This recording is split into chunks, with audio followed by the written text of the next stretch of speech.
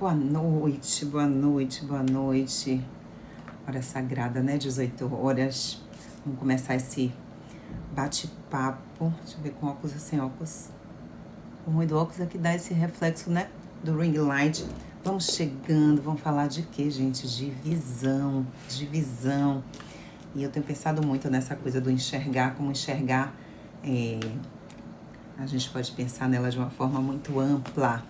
Nalvinha, bem-vinda. Vamos chegando, deixa eu aproveitar para colocar aqui nosso tema. Vamos chegando, vamos convidando mais pessoas. Hoje vai ser uma live de reflexão.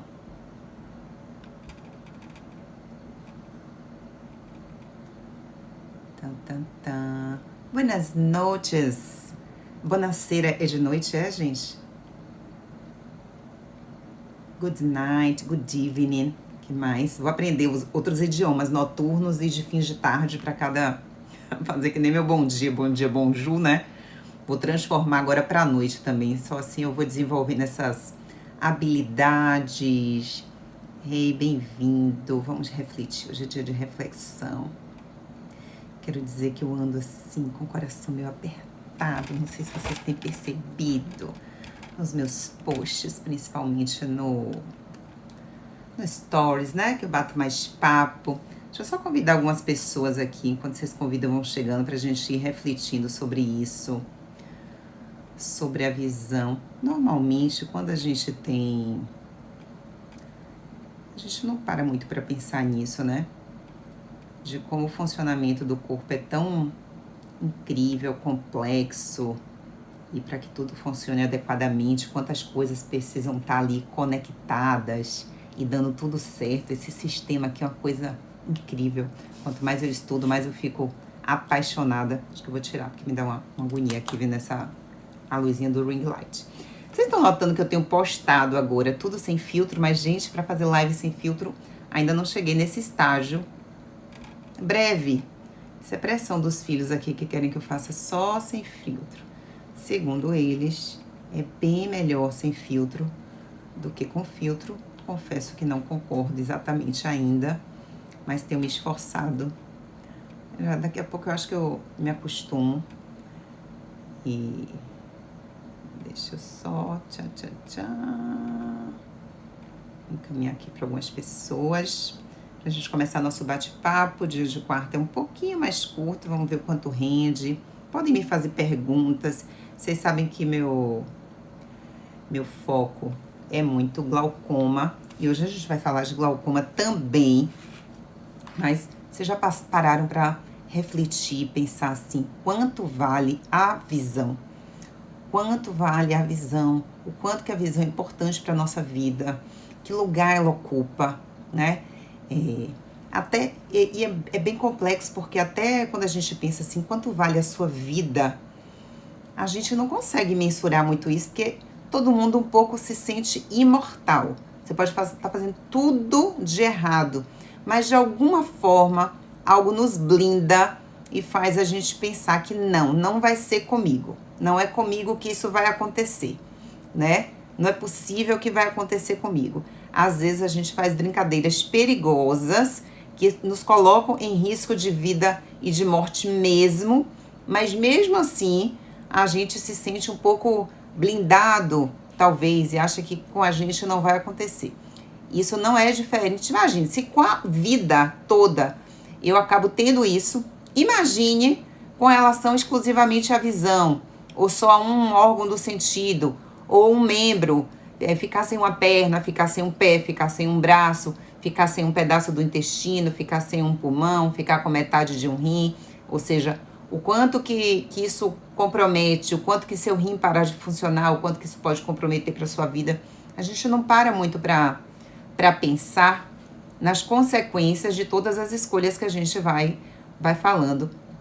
Quanto mais eu estudo a visão, mais isso cai mais a minha ficha. Vocês sabem que eu tenho um histórico bem complexo com relação a doenças oftalmológicas na minha família. Então eu vivencio isso muito de perto, né? Então é algo que me ronda, essa doença. Fora a percepção no próprio consultório de tudo que a gente assiste dentro do consultório que não vem aqui para a rede social. Para a rede social vem as coisas bacanas, os sorrisos, as risadas, os momentos de alegria, de felicidade, mas os momentos de dor, eles estão lá dentro do hospital. Então, quando eu entro no Roberto Santos, quando eu atendo uma bebezinha que já nasce com deficiência visual, que é responsabilidade de uma gestação que foi mal assistida, uma mãe que foi mal orientada, o quanto que a gente pode pensar em prevenção muito antes do acontecido, né?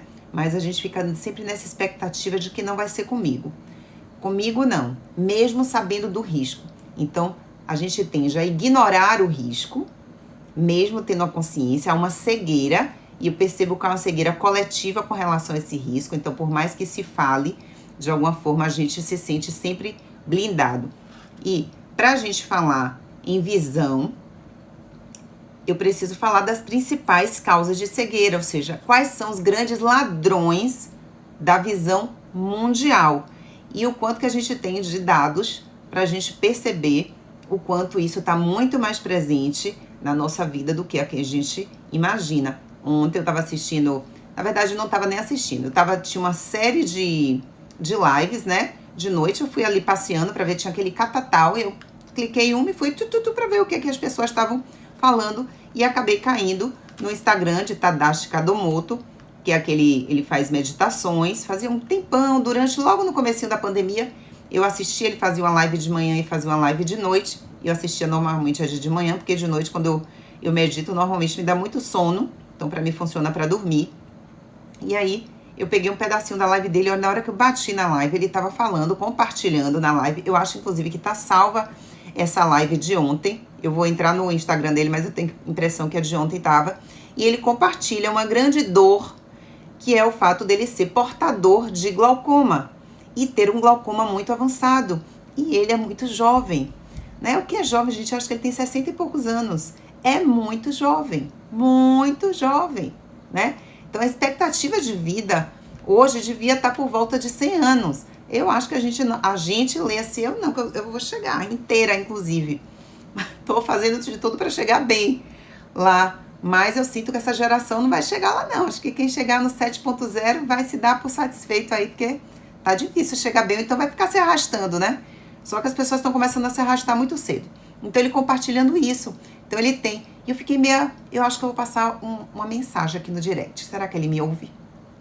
Que existem coisas que a gente pode fazer mesmo pacientes com glaucomas mais avançados. Pra gente tentar preservar ao máximo essa visão e dar um valor. Mas ele falou que tem, sei lá, 90% de perda visual por causa do glaucoma. Olha só como tem uma grande dor ali escondida em alguém que tá fazendo alguma coisa, né? E a gente não olha pra ele e percebe. Então, o glaucoma é uma doença muito silenciosa. Então, para alguém chegar à cegueira, tendo acesso à informação, é exatamente por causa desse silêncio da doença. E as doenças que mais dão cegueira mundial são doenças silenciosas. Elas são crônicas, elas se arrastam, não são eventos agudos, são eventos que acontecem depois de um dano permanente. Então, água mole e pedra dura, tanto bate até que fura. Eu vou machucando, o corpo vai aguentando, ele vai dando sinais, ele vai falando pra gente, olha, isso aqui não me faz bem, isso que você tá fazendo não é legal, ó, cuide disso aqui. E a gente vai fingindo que não tá percebendo, que não tá ouvindo, e a gente vai levando adiante, a gente acha que não vai ser com a gente, que o tempo de vida que eu tenho tá bacana, e a gente vai fazendo isso. Então, o que eu quero que vocês despertem, né? Esse despertar é minha missão. Que vocês despertem para a importância da gente viver com mais qualidade, o quanto que as pessoas estão se arrastando. Cada pessoa que eu trato, que melhora, elas se dão conta do quanto que elas estavam, na verdade, se arrastando, sobrevivendo, e quanto que a vida pode ser muito mais bela. Bem-vinda quem está entrando. Maíra, bem-vinda. Daílza, bem-vinda. Yolanda também. A Laís, um beijo. Já falei, boa noite. Vão compartilhando aqui, façam perguntas. Sábado a live vai ser de São Paulo, que eu vou estar na pós. Estou muito empolgada e muito feliz com essa minha escolha. Muito agradecimento ao Dr. Lai Ribeiro. A gente precisa honrar as pessoas que nos iluminam, né? Nos mostram caminhos, fazem a gente enxergar as coisas que às vezes estão na nossa frente, a gente não consegue perceber. E eu espero conseguir ter esse poder aqui, que minha voz toque no coração de vocês, para que vocês consigam fazer melhores escolhas para a vida. Então, eu vou falar das 4 principais causas de cegueira, antes de eu dar um dado aqui do IBGE e da OMS. Então, a gente tem uma estimativa que no Brasil, a gente tem 6 milhões e meio de pessoas com deficiência visual. Dessas 6 milhões e meia, 600 mil pessoas, mais ou menos, são totalmente cegas, são consideradas cegas.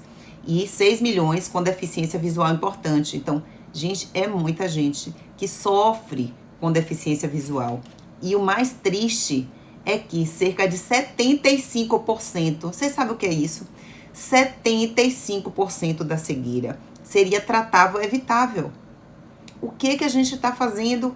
Aonde a gente está pecando? O que a gente não está enxergando? O que está deixando de fazer para que a gente diminua essa quantidade de dor e sofrimento de perder um órgão do sentido tão vital para a qualidade de vida das pessoas? Aonde que a gente está errando? Minha missão aqui de desvendar um glaucoma é desvendar um pouco o que está por trás disso. Aonde que a gente está pecando? Que erro que a gente está cometendo há tanto tempo que a gente não muda esses números? Então, alguma coisa a gente está fazendo de errado. A mesma coisa com relação às doenças cardiovasculares. Não é possível tanto remédio, tanta terapia, tanta coisa, e a gente não está conseguindo diminuir, né, tirar do ranking número 1 a quantidade de pacientes que morrem por doença cardiovascular. Então, estamos pecando em alguma coisa, a gente está errando.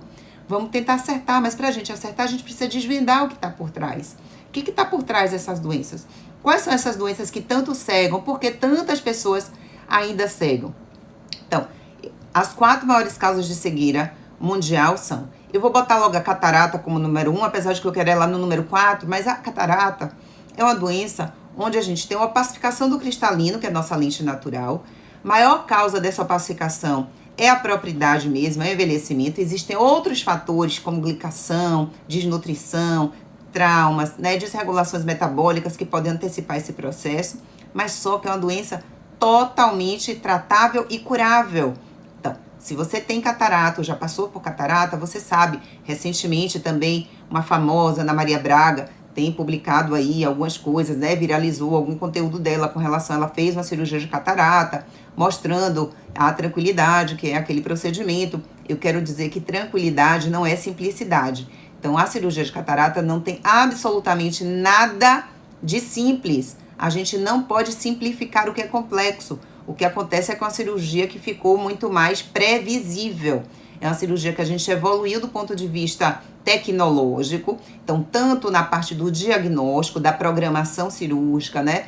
De entender aquele olho, fazer as melhores escolhas para aquele perfil de paciente, implantar lentes com maior grau de tecnologia. Os cortes são muito pequenos, são a cirurgia em ambiente mais fechado no olho. Então, de fato, a cirurgia incrível.